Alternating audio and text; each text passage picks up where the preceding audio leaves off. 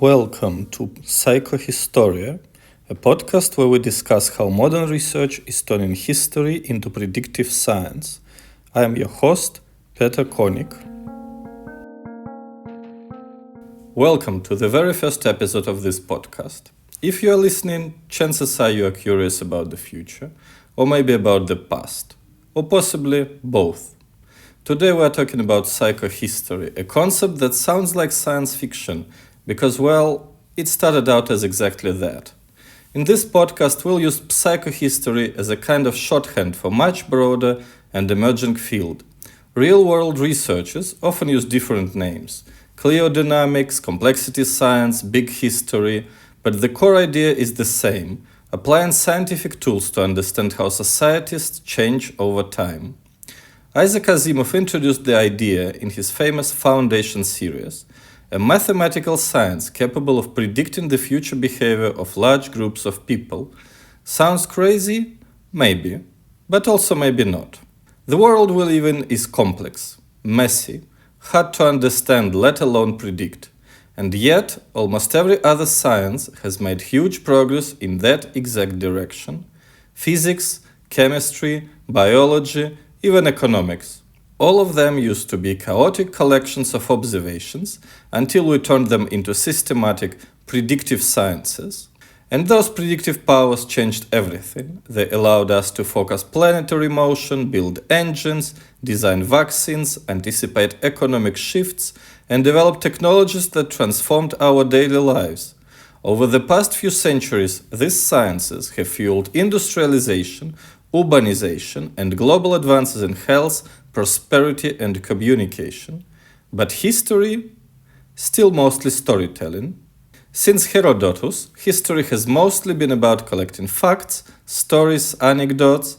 Over time, we've added more tools like archaeology, genetics, climatology, linguistics, but the basic methods hasn't really changed.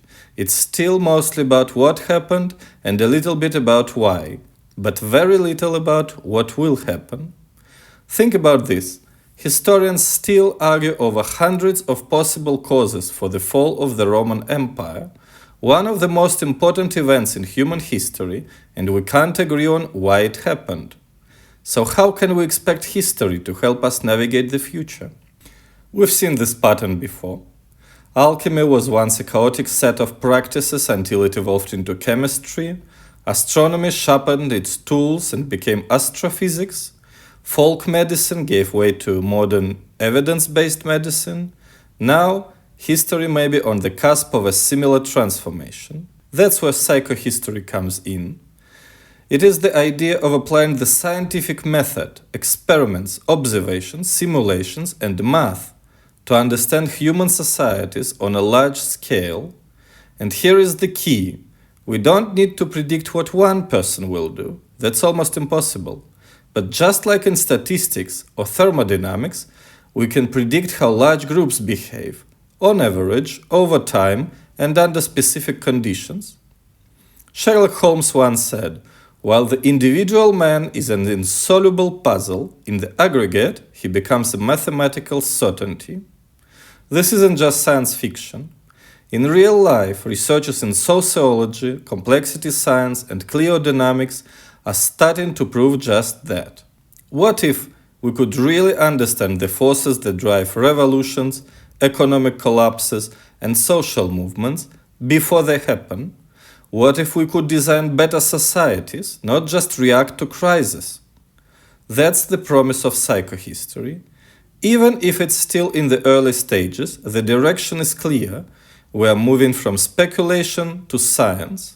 In future episodes, we'll explore the real-world research that is bringing psychohistory to life. We will talk about big history, cliodynamics, complex systems, and what all of this could mean for politics, technology, and the way we understand ourselves.